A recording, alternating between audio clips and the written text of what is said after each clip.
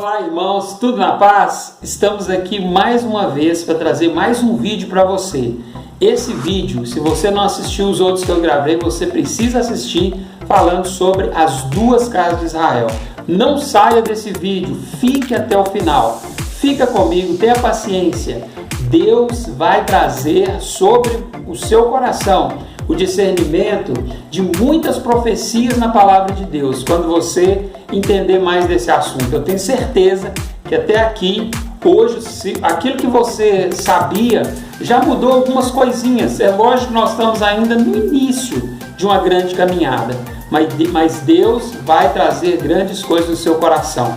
Se a gente não entende o que foi feito sobre a vida de Efraim, nós nunca vamos conseguir desbloquear essas profecias. Então fica comigo até o final do vídeo, e se você não achar que o vídeo foi legal, que não foi bom, pode dar um dislike, pode comentar que você não conseguiu aprender nada, que foi mais um vídeo comum e que você já aprendeu estudo na igreja e tal. Agora, se for um vídeo que acrescentar para o seu coração, que acrescentar algo para o seu coração, escreva também nos comentários, coloca aí, tá bom? Então vamos para mais um vídeo e Deus vai trazer grandes coisas para o nosso coração.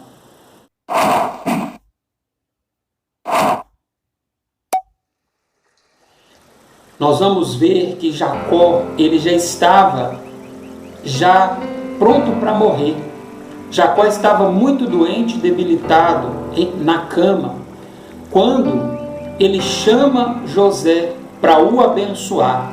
Era o momento ali de Jacó abençoar todos os seus filhos, porque ele ia morrer. E ele chama então José.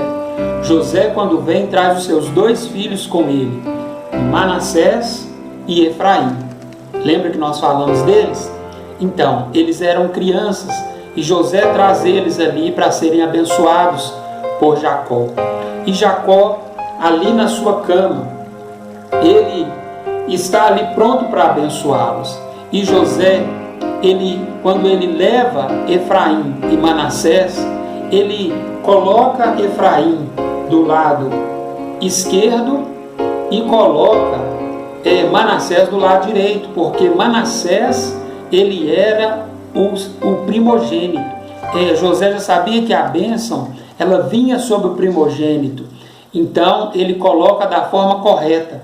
Mas quando Jacó vai abençoar, sabe o que Jacó faz, irmãos?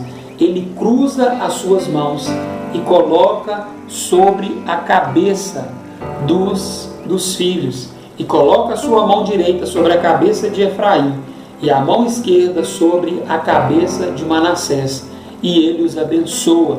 E ele fala com Efraim, quando ele começa a profetizar e a falar sobre a vida de Efraim, José vai lá e tenta corrigir ele e fala: meu pai, não é assim não, meu pai. Este é o primogênito, coloca a sua mão direita sobre a cabeça do primogênito. E Jacó fala com ele: eu sei, meu filho, eu sei, esse aqui vai ser grande também, mas esse aqui, Efraim, ele será um povo e uma multidão de nações sairão dele. Eu vou ler esse texto para você agora, vamos conferir ele aqui na palavra de Deus. Gênesis capítulo 48, a partir do verso 16, diz assim: o anjo que me tem livrado de todo o mal, abençoe esses rapazes, seja nele chamado o meu nome e o nome de meus pais, Abraão e Isaque, e cresçam em multidão no meio da terra. Presta atenção nessa palavra: e cresçam em multidão no meio da terra. Se você tiver com a sua Bíblia aí, grifa ela, essa palavra, e cresçam em multidão no meio da terra. Vendo José que seu pai pusera a mão direita sobre a cabeça de Efraim, foi-lhe isto desagradável, e tomou a mão de seu pai para mudar da cabeça de Efraim para a cabeça de Manassés. E disse José a seu pai: não assim, meu pai, pois o primogênito é este, põe a mão direita sobre a cabeça dele. Mas Seu pai o recusou e disse: Eu sei, meu filho, eu sei. Ele também será um povo, também ele será grande, contudo, o seu irmão menor será maior do que ele, e a sua descendência será uma multidão de nações. Irmãos, esse texto que eu li aqui tem alguns detalhes que aqui vai ser primordial para a gente entender tudo que eu tenho falado com você até aqui. Então a preparação que nós tivemos até agora é para a gente entender daqui para frente, tá bom? Então preste muita atenção. No final do verso 16, o que eu li aqui na minha Bíblia, está escrito assim: e cresçam em multidão no meio da terra. Lembra que eu pedi você até para grifar na sua Bíblia? E cresçam em multidão no meio da terra. Agora vamos ver aqui na Almeida Corrigida Fiel 2007. Está escrito assim: e multipliquem-se como peixes em multidão no meio da terra. Essa palavrinha cresçam, ela precisa estar grifada aí mesmo na sua Bíblia, porque além dessa palavra significar cresçam, no hebraico ela vai significar também multiplicar, aumentar, mas ela pode significar também peixe. Isso mesmo, essa palavra pode ser transliterada para nós como peixe, e é por isso que em algumas Bíblias você vai encontrar essa diferença, e o que nos desbloqueia algumas coisas que são primordiais para nós. Com essas informações, eu quero te lembrar quando o Senhor Jesus vai fazer o chamado para Pedro. Você lembra? Pedro estava ali com outros pescadores e Jesus faz o chamado para ele. E ele diz algo essencial e Pedro fala assim, e Jesus fala assim com Pedro: Pedro, venha, que eu vou fazer de você um pescador agora de homem. O momento agora, eu vou te preparar, é para você ir à casa de Efraim, cuja descendência é uma plenitude de gentios, ou seja, nações. Essa palavra plenitude, nós vamos entrar aqui nesse detalhe também. No hebraico, essa palavra multidão que Jacó fala, ela significa também plenitude, ou aquilo que preenche, ou totalidade, ou massa, ou aquele conteúdo total. É o significado dessa palavra multidão, ou seja, plenitude. Agora, olha o que Paulo está falando com essas informações que eu já te dei. Olha o que Paulo está falando lá em Romanos capítulo 11, versículo 25. Preste atenção, irmãos. Porque não quero, irmãos, que ignoreis este mistério, para que não sejais presumidos em vós mesmos, que veio endurecimento em parte a Israel, até que haja entrado a plenitude dos gentios. Vai chegar um momento que Deus vai rejeitar a tribo de Efraim. E Deus, ele vai deixar com que a tribo de Efraim seja levado para o cativeiro. E posteriormente, quando eles saem do cativeiro, eles se dispersam pelo mundo. Deus os havia rejeitado.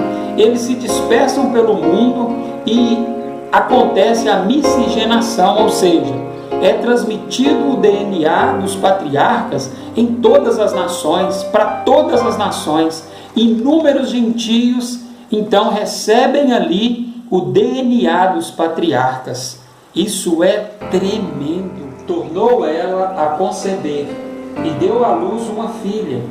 Disse o Senhor a Oséias: põe-lhe o nome de desfavorecida, porque eu não mais tornarei a favorecer a casa de Israel para lhe perdoar. Olha, irmãos, a casa de Israel entrando aqui, os efraimitas, depois de haver desmamado a desfavorecida, concebeu e deu à luz um filho. Disse o Senhor a Oséias: põe-lhe o nome de não meu povo, porque vós não sois meu povo, nem eu serei o vosso Deus. Todavia, o número dos filhos de Israel será como a areia do mar, que se não pode medir nem contar. E acontecerá que no lugar onde se lhes dizia, vós não sois meu povo, se lhes dirá, vós sois filho do Deus vivo. Olha que palavra, irmãos. Olha que revelação de Deus. A casa de Efraim ia se tornar os gentios na carne, mas com o DNA de Efraim, com o DNA dos patriarcas, rejeitada por Deus lá atrás. Porém, Deus vai restaurar esta casa novamente. Efraim não era mais povo de Deus. Efraim, nós vimos aqui, foi rejeitado por Deus. Efraim agora é gentio por natureza, porém com o DNA dos patriarcas. Então nós vimos que houve a miscigenação, houve a mistura de Efraim em todas as nações. E Deus, irmãos, o que Deus está querendo é que essa casa de Efraim, que essa casa, ela se una por completo no corpo do Messias, porque Jesus veio às ovelhas perdidas da casa de Israel primeiro. Por quê? Enquanto os efraimitas, enquanto aqueles que são a casa de Israel não se unirem ao corpo do Messias, Deus, o Eterno, não tratará a casa de Judá. A igreja do Messias não é uma casa, mas as duas casas de Israel. Essas duas casas de Israel unidas no corpo do Messias, do corpo de Cristo, naquele que tem o Espírito Santo. Essa é a igreja do Senhor. Por que Deus rejeita as 10 tribos e não rejeita as 2? Será por que Deus ele não gosta dessas 10 tribos e não as suporta? Sabe por quê, irmãos? Porque Deus havia feito uma promessa que da descendência de Davi viria o Cristo, o Messias. Então, por causa disso, Deus não poderia rejeitar a tribo de Judá, porque era a descendência ali de Davi. Deus, ele deveria suportar a tribo de Judá, porque dali viria o Messias.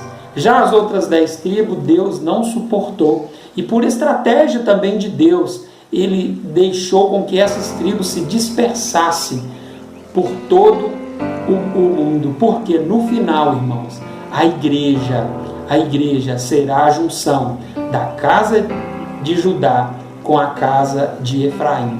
E eles serão novamente as 12 tribos de Israel, que Jesus veio para salvar. Não uma tribo, mas as 12 tribos, tanto judeus quanto gentios. Tem hora que Jesus vai falar das ovelhas perdidas da casa de Israel, mas Jesus não está falando só de gentios, Jesus está falando ali das 12 tribos. E nós precisamos ficar atentos para poder compreender essas coisas. Tá bom? Eu vou ficar por aqui, o vídeo já está muito longo e nos próximos vídeos nós vamos dar continuidade para a gente encerrar esse assunto. Ok? Deus abençoe você. E se inscreva no canal, compartilhe o vídeo para que outras pessoas possam também fazer parte e compreender a palavra de Deus. Fazer parte desse grupo de estudo. Se inscreva aí no canal, compartilhe o vídeo, vamos fazer esse canal crescer, tá bom? Um abraço e Deus te abençoe.